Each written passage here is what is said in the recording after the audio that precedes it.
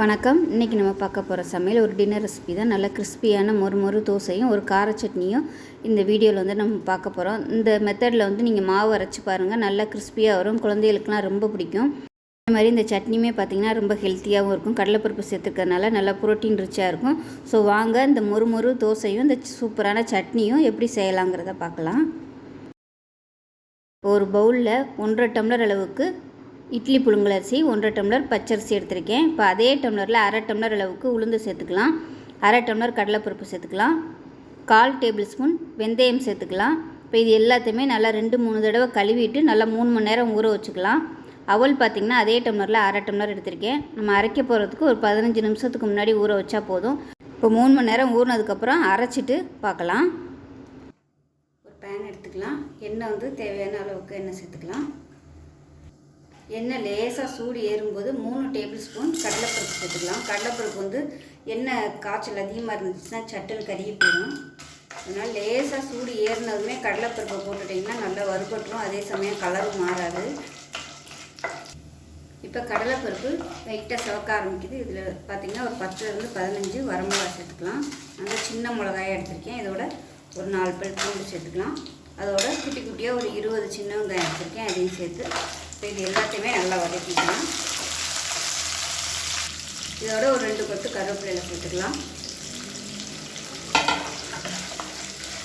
இப்போ இதில் மீடியம் சைஸாக ஒரு தக்காளி சேர்த்துக்கலாம். அதோட ஒரு கைப்பிடி அளவுக்கு நல்லா கொத்தமல்லி தண்டு சேர்த்துருக்கேன். நீங்கள் இலை வச்சுருந்தீங்கனாலும் சேர்த்துக்கோங்க. கொத்தமல்லி இலை எவ்வளோ சேர்க்குறீங்களோ அந்த அளவுக்கு நல்லாயிருக்கும். இது எல்லாமே நல்லா வதக்கிடும். உப்பு சேர்த்துக்கலாம். சின்னதாக சுண்டைக்காய் சைஸுக்கு புளி சேர்த்துக்கலாம். பாருங்கள், வெங்காயம் தக்காளி எல்லாமே நல்லா மசிகிற அளவுக்கு வதக்கியாச்சு. இந்த அளவுக்கு வதக்கினீங்கன்னா தான் நல்லாயிருக்கும். அதே சமயம் கடலைப்பருப்பு பார்த்திங்கன்னா கருகவே இல்லை. கலர் கரெக்டான ஸ்டேஜில் இருக்குது. ரொம்ப கருகட்டோம்னா அந்த சட்னியோட டேஸ்ட்டே மாறிடும். அமர்த்திடலாம். அமர்த்திட்டு ஆற விட்டுட்டு நல்லா அரைச்சிட்டு பார்க்கலாம். இப்போ சட்னி அரைச்சாச்சு. இப்போ ஒரு பவுலுக்கு மாற்றிக்கலாம்.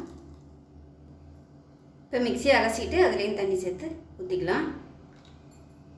இப்போ பாருங்கள், கடுகு உளுந்து கருவேப்பிலை பெருங்காயம் போட்டு தாளிச்சிருக்கேன். இப்போ சேர்த்துக்கலாம். இப்போ நமக்கு சட்னி ரெடி ஆயிடுச்சு. இப்போ தோசை மாவு எப்படி இருக்குன்னு பார்க்கலாம்.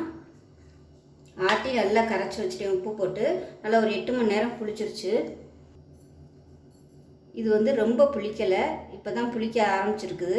தோசைக்கு எப்போயுமே மாவு ரொம்ப புளிப்பாக இருந்துச்சுன்னா உங்களுக்கு தோசை வரவே வராது. கல்லில் ஒட்டிக்கிட்டு வரவே வராது. ஸோ ரொம்ப புளிப்பு இல்லாமல் இருந்துச்சுன்னா தான் தோசை நல்லா உங்களுக்கு கிறிஸ்பியாக வரும். இதை நல்லா கலந்து விட்டுலாம். இப்போ இவ்வளோ மாவும் தேவைப்படாது. அதனால் கொஞ்சமாக மாவு எடுத்துக்கலாம். எவ்வளோ தேவையோ அதுக்கு தகுந்த மாதிரி மாவு எடுத்துக்கலாம்.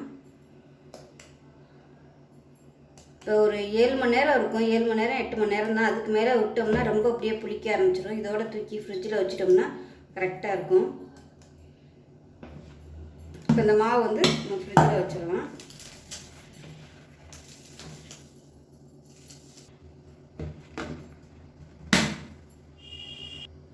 இப்போ இந்த மாவில் ஒரு 1/2 டேபிள் ஸ்பூன் ஜீனி சேர்த்துக்கலாம். நல்லா முறுமுறுன்னு கோல்டன் கலரில் வரும். ரொம்ப சேர்க்கக்கூடாது. ரொம்ப சேர்த்தோம்னா டக்குன்னு கருகி போயிடும். இப்போ கல் நல்லா காஞ்சிருச்சு. தண்ணி தெளித்து சூடு குறைச்சிக்கலாம். இப்போ லைட்டாக எண்ணெய் தடவிக்கலாம். இப்போ மாவு ரெடியாக இருக்குது. தோசை ஊற்றிடலாம்.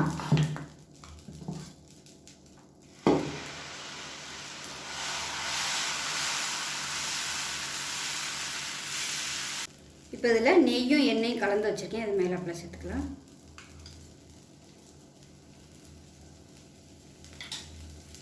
இந்த தோசைக்கல்லில் கொஞ்சமாக எண்ணெய் ஊற்றிட்டு இந்த மாதிரி ஸ்ப்ரெட் பண்ணி விட்டிங்கன்னா உங்களுக்கு எல்லா இடமும் எண்ணெய் நல்லா போடும். எல்லா இடமும் நல்லா ரோஸ்டாகி வரும்.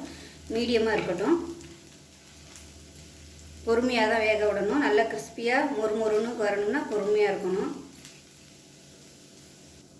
இப்போ கொஞ்சம் நல்லா மொறுன்னு வந்துருச்சு. இப்போ அடுப்பு லேசாக அதிகப்படுத்திக்கலாம்.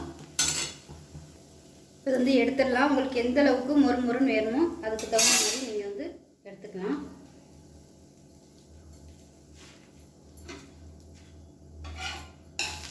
அருமையான மொறுன்னு தோசை ரெடி ஆயிடுச்சு.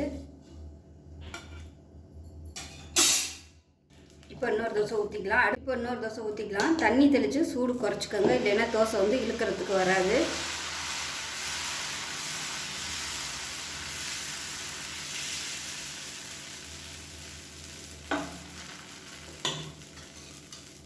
கலர் வந்து உங்களோட விருப்பம் தான். இன்னும் கொஞ்சம் நேரம் வச்சுருந்தீங்கன்னா நல்ல கலராக வரும். இல்லை கலர் கம்மியாக வேணும்னு நினச்சிங்கன்னா நீங்கள் கலர் கம்மியாகவே எடுத்துக்கலாம். இப்போ பாருங்கள், ரெண்டாவது ஊற்றுனதும் சூப்பராக ரெடி ஆயிடுச்சு. எடுத்துடலாம்.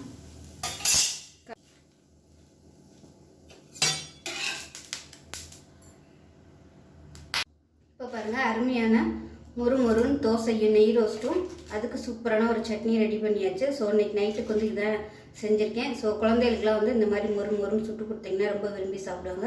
ஸோ இதே அளவுகளோட மாவு அரைச்சி ட்ரை பண்ணி பாருங்கள். எப்படி வந்துச்சுங்கிறத சொல்லுங்கள். வீடியோ பிடிச்சின்னா லைக் பண்ணுங்கள், கமெண்ட் பண்ணுங்கள், சேனலை சப்ஸ்கிரைப் பண்ணுங்கள், பக்கத்தில் உள்ள பெல் பட்டனையும் ப்ரெஸ் பண்ணுங்கள். நன்றி.